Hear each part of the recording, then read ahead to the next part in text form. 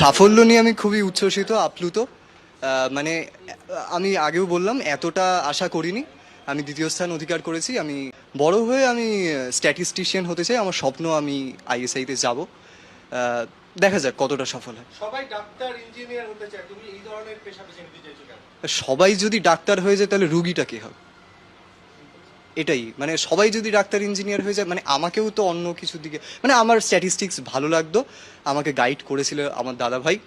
পড়াশোনার বাইরে আমি আবৃত্তি করতে ভালোবাসি। আবৃত্তিটা আমার পেশা না হলেও আমার নেশা অবশ্যই। তা বাদ দিয়ে আমার সুইমিং আমি করতাম এক সময়। দীর্ঘ 3-4-5 বছর সুইমিং করেছি বারাসাতে, মানে এখানে। তারপরে যখন ওখানে গেলাম, ওখানেও সুইমিংয়ে আমি একটা প্লেস পেয়েছিলাম। তা বাদ দিয়ে আবৃত্তি তো অবশ্যই আমার পছন্দের। সাফল্য নিয়ে আমি খুবই উচ্ছ্বসিত, আপ্লুত। মানে আমি আগেও বললাম, এতটা আশা করিনি। আমি দ্বিতীয় স্থান অধিকার করেছি। আমি বড় হয়ে আমি স্ট্যাটিস্টিশিয়ান